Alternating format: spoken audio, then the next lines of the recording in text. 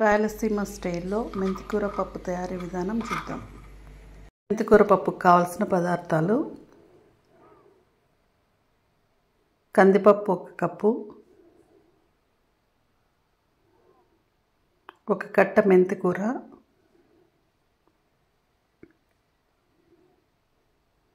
రెండు టమోటాలు, 1 ఎర్రగడ్డ, కొద్దిగా చింతపండు, కొద్దిగా తెల్లగడ్డ, తిరువాతకు ఎండుమిరపకాయలు, కరివేపాకు, కొత్తిమీర. ఎర్రగడ్డ సన్నగా తరిగి పెట్టుకోవాలి. ఇప్పుడు ఒక కుక్కర్ తీసుకొని దానిలో మనం తీసుకున్న 1 కప్పు కందిబెడలు వేసుకోవాలి. వాటిని 1-2 సార్లు బాగా క్లీన్ చేసుకోవాలి.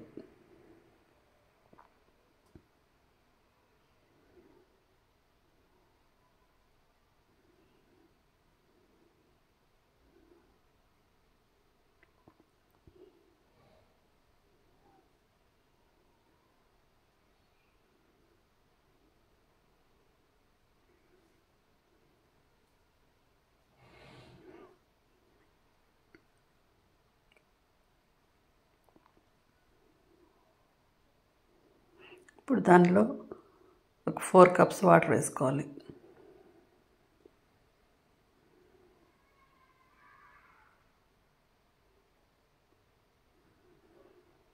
వాటర్ కొద్దిగా తక్కువ కావాలనుకుంటే తక్కువ కూడా వేసుకోవచ్చు. 3 కప్స్ వేసుకున్నా కూడా సరిపోతుంది.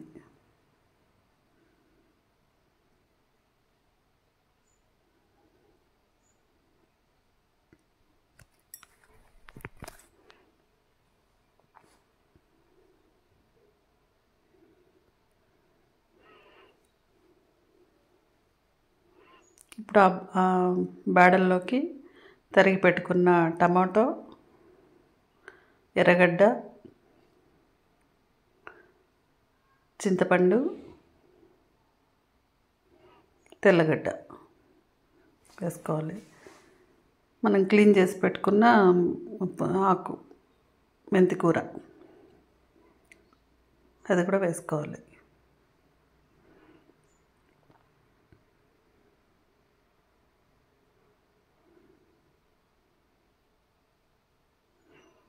పచ్చిమిరపకాయలు ఒక 10-15 వరకు వేసుకోవచ్చు. పచ్చిమిరపకాయలు, కొద్దిగా పసుపు,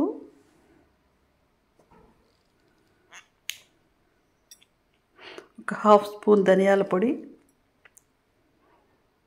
1/2 స్పూన్ జీలకర్ర.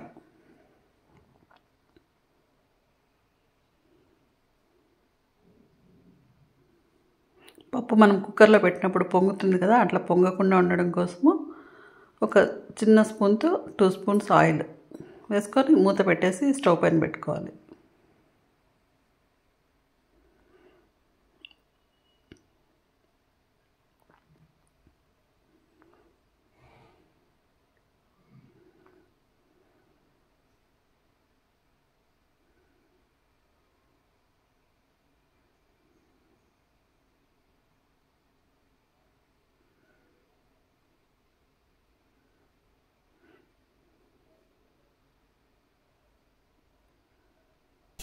ఇప్పుడు కుక్కర్ ఒక 6 విజిల్స్ వరకు వచ్చే వరకు ఉడకపెట్టుకోవాలి.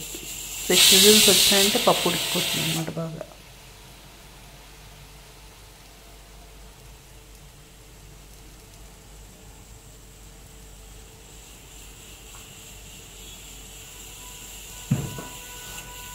ఎందుకంటే మనం చింతపండు కూడా వేస్తాం కాబట్టి 6 విజిల్స్ ఖచ్చితంగా పడుతుంది.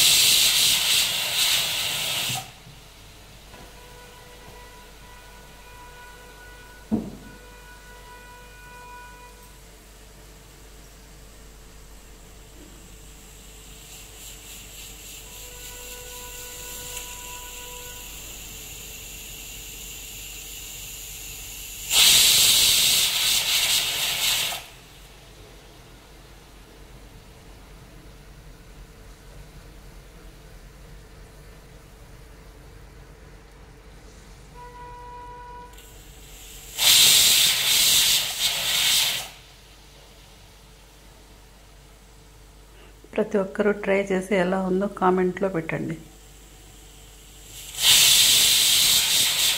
ఇప్పుడు కొత్తగా పెళ్ళిళ్ళు చేసుకున్న పిల్లలైతే అసలు ఏ వంటలు రావట్లే వాళ్ళకి. చూసి తప్పకుండా ట్రై చేయండి.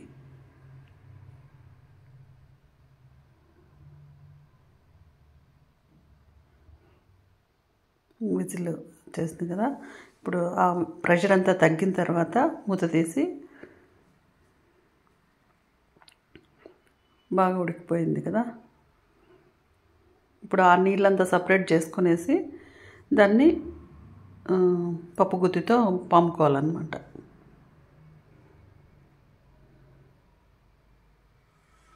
ఆ నీళ్ళని సపరేట్గా చేసుకొని పప్పు గుత్తితో ఎనుపుకోవాలి. బాగా మెత్తగా ఎనిగిపోయేలాగా పాముకోవాలి.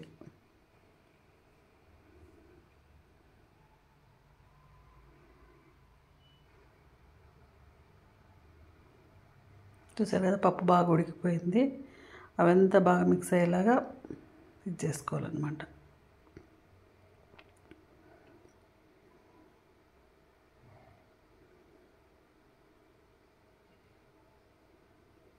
బాగా మెత్తగా ఎనుపుకోవాలి.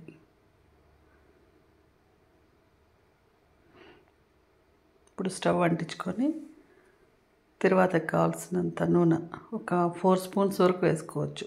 పప్పు టేస్టీగా ఉండాలంటే ఒక 4 స్పూన్స్ ఖచ్చితంగా పడుతుంది. ఇందులో పప్పు కూడా ఎక్కువగానే అనిపిస్తుంది కదా. నేను తీసుకున్న పప్పుకు ఒక 4-5 స్పూన్స్ వరకు అవుతుంది. ఇప్పుడు దాంట్లో కొద్దిగా ఆవాలు, జీలకర్ర వేసుకోవాలి. ఆవాలు జీలకర్ర కొంచెం చిటచిట అన్న తర్వాత మనం ముందు తరిగి పెట్టుకున్న ఎర్రగడ్డ ఉంది కదా, అది వేసుకొని బాగా వేయించుకోవాలి.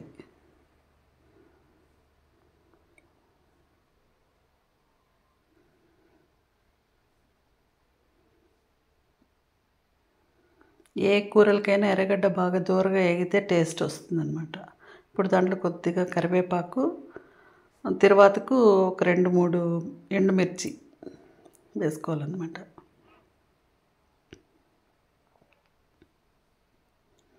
ఎర్రగడ్డ లైట్ బ్రౌన్ కలర్ వచ్చేలాగా వేయించుకోవాలి. ఎర్రగడ్డ బాగా వేగితేనే పప్పుకు టేస్ట్ వస్తుందన్నమాట. ఎర్రగడ్డ తొందరగా వేగాలంటే కొంచెం దానిపైన ఉప్పు వేసుకున్నామంటే తొందరగా బ్రౌన్ కలర్ వచ్చేస్తుంది, బాగా వేగుతుంది తొందరగా.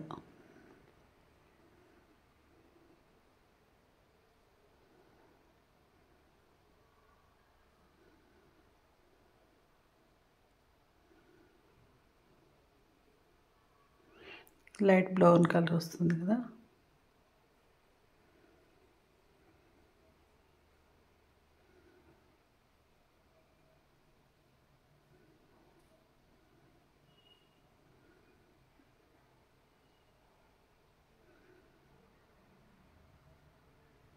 తప్పకుండా ట్రై చేయండి, చాలా టేస్టీగా ఉంటుంది. ఈ మెంతాకు ప్లేస్లో పాలాకు ఏ కూర అయినా వేసుకొని చేసుకోవచ్చు. దానిపైన కొద్దిగా ఇంగువ చల్లుకోవాలన్నమాట. ఇంగువ వేస్తే మంచి టేస్ట్ వస్తుంది, స్మెల్ కూడా బాగుంటుంది. మరి ఇంగువ ఎక్కువ వేసుకోకూడదు, కొంచెం వేసుకోవాలండి.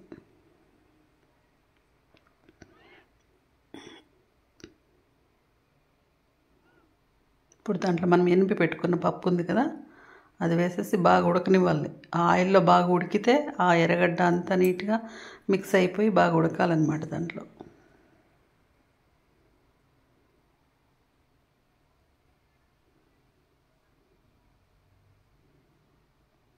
బుడగలు వస్తుంది కదా. ఇప్పుడు కొంచెం దాంట్లో ఉప్పు వేసుకొని దానికి సరిపడా ఉప్పు వేసుకోవాలన్నమాట. పప్పుకు సరిపడా, టేస్ట్కి సరిపోయేంత.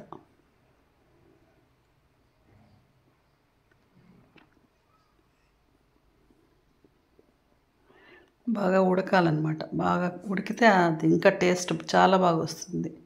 తప్పకుండా ట్రై చేసి చూడండి. ట్రై చేసి ఎలా ఉంది, బాగా వచ్చిందా లేదా అనేది కామెంట్స్లో పెట్టండి.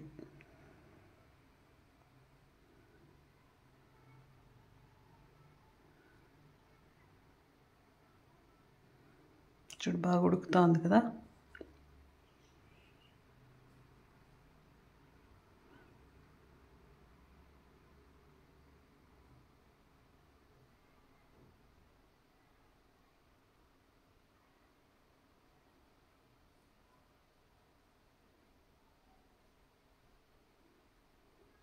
దానిపైన మనం సన్నగా తరిగి పెట్టుకున్న కొత్తిమీర ఉంది కదా, ఆ కొత్తిమీర చల్లుకోవాలన్నమాట.